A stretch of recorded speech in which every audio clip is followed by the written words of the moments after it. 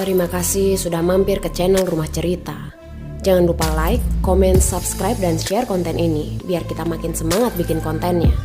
Nyalakan juga tombol loncengnya supaya kamu bisa dapat notifikasi setiap kita update cerita baru. Bab 6. Sakitnya dikhianati. Malam itu, sebelum bertolak ke Malang, sengaja aku pinta Wina untuk menyelidiki siapa wanita itu. Tak lupa aku kirimkan arsip chat di emailku dan kusadap semua obrolan di aplikasi hijau milik suamiku. Tak ada yang bisa bermain-main dengan Resti. Kamu benar-benar deh Res, bikin malu banget, omel Wina yang kini kupinta menjalankan mobilku ke restoran untuk mengantarnya mengambil mobil. Kalau nggak gitu, dia nggak akan jerawin, jawabku dengan mata menerawang dan pikiran di awang-awang. Jangan dikira, aku tenang setelah apa yang aku lakukan. Aku harus menyiapkan strategi untuk menghadapi Yovan. Meski ku tahu suamiku tak akan gegabah, tetapi aku harus waspada. Yovan itu pria cerdas. Dia pandai memainkan peran sebagai suami setia, lagi penuh perhatian. Sebuah penanda pesan masuk menyala di aplikasi penyadap pesan obrolanku. Akun aplikasi hijau milik Yovan pasti sedang mendapat satu pesan baru. Mas Yovan, istrimu baru saja datang ke kampus dan mempermalukan aku. Satu kampus heboh menghujat aku, Mas. Nanti kalau aku dikeluarkan dari kampus gimana? Nah, kebuktikan perempuan seperti Claris itu tidak akan jera. Justru sikapku yang barbar akan dibalas dengan niat semakin kuat untuk menarik simpati suamiku. Selalu tampak menderita dan teraniaya. Begitulah semua selingkuhan selalu bermain peran. Hah? Serius kamu? Kok bisa? Memangnya Resti ke Malang? Kulihat Yovan seperti tak percaya. Aku memang bukan wanita barbar yang bisa melakukan hal norak seperti yang Claris ceritakan. Imageku di mata Yovan dan kolegaku memang cantik dan elegan, tenang, anteng, dan tak suka keributan.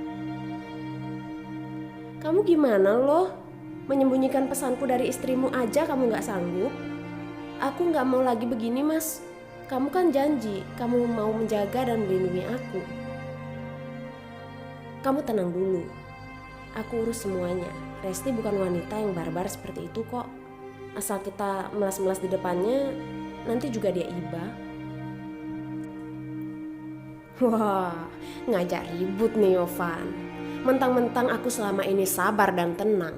Dia pikir aku gak bisa berbuat jadi orang jahat untuk melindungi keluargaku. Well, mari kita sebut ini adalah sisi lain diriku yang terbangkitkan karena luka dan air mata.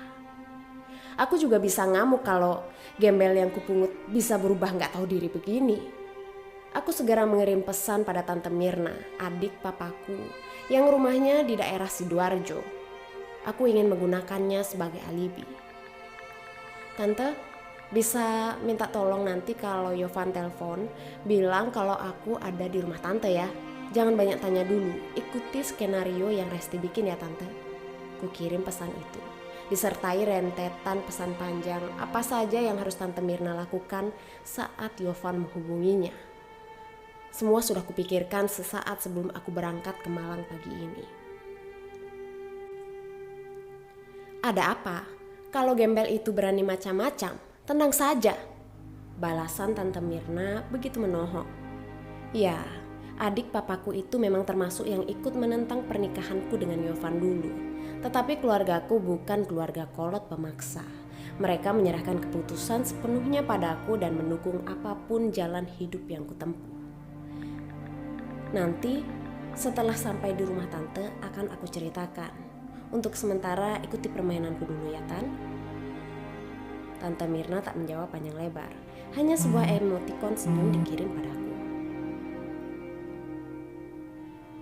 Win, aku gak turun lagi ya. Aku buru-buru balik Surabaya. Yovan pasti akan bertindak sebentar lagi, ucapku begitu sampai di depan resto tempat Wina memarkir mobilnya. Iya deh Res, hati-hati nyetirnya ya. Kamu yakin baik-baik saja? Tanya Wina khawatir. Selama duduk di bangku sebelah kemudi dan disopiri Wina, aku memang lebih banyak diam dan memainkan telepon pintar milikku. Aku lebih tangguh dari yang kamu kira, Win. Candaku sambil nyengir kuda yang dipaksakan. Bohong? Iyalah, siapa wanita yang tak hancur dikhianati suaminya? Kamu selalu punya pundak untuk bersandar dan menangis, Res. Hubungi aku kapanpun kamu perlu dukungan, ujar Wina. Seperti biasa, sahabatku itu sangat perhatian padaku. Aku mengangguk dan kami berganti posisi. Wina turun dan aku berpindah duduk ke bangku sopir tanpa turun dari mobil. Setelah berpamitan, aku melanjutkan mobilku agak kencang. Aku harus segera meluncur ke Sidoarjo secepatnya. Ku telepon orang kepercayaanku di kantor. Dia seorang akuntan yang kami bayar untuk mengaudit keuangan perusahaan. Aku yakin dia pasti tahu borok perusahaan suamiku. Halo, Ferdi. Saya mau kamu kirimkan laporan keuangan perusahaan 6 bulan terakhir. Laporkan juga kendala yang sedang kita hadapi. Sertakan juga secara terperinci gaji karyawan kita di kantor. Juga siapa saja klien kita. Kirim semuanya ke email saya, ujarku panjang lebar. Bu Resti, maaf Bu, ada apa ya? Kok tiba-tiba Ibu minta laporan lengkap begini? Tanya Ferdi bingung. Laporkan saja dan pastikan hanya kamu dan saya yang tahu persoalan ini. Besok jam makan siang temui saya di kafe depan kantor untuk menjelaskan bagaimana gambaran real kondisi keuangan kita. Lanjutku. Ku dengar dari nada bicaranya, akuntanku itu memang seperti kebingungan dan kelang kabut. Sangat mencurigakan. Baik Bu Resti, saya siapkan semuanya, jawabnya terbata-bata. Tolong jangan ada yang ditutup-tutupi di hadapan saya ya Fer, tegasku sekali lagi sebelum mengakhiri panggilan. Kulajukan mobilku dengan kecepatan agak tinggi. Aku harus segera tiba di rumah Tante Mirna. Aku menyetir dalam kondisi tak sempurna. Hatiku kacau dan mataku buram karena air mata yang terus mengalir.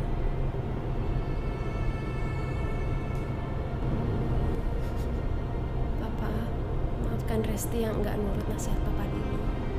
Bisaku tanpa bisa kutahan lagi. Mobil terus melaju dengan kondisi mengemudi yang sedikit ugal-ugalan. Entah pada kilometer keberapa di jalan tol ini, aku tidak bisa menguasai mobilku dan hampir saja aku menabrak pembatas jalan. Aku ngerem mendadak dan mobilku berdecit hingga berputar 180 derajat, membuat beberapa mobil-mobil di belakangku ikut mengerem dan membunyikan klakson. Aku oleng. Hatiku sangat kacau mendapati fakta bahwa suamiku dengan selingkuhannya sudah begitu dekat dan nekat. Aku mengemudi mobilku untuk menepi sejenak di bahu jalan. Beberapa pengemudi yang melihat kejadian kecelakaan tunggalku membuka kaca dan meneriaki agar aku lebih hati-hati. Ku abaikan mereka dan aku menangis sejadinya di mobil.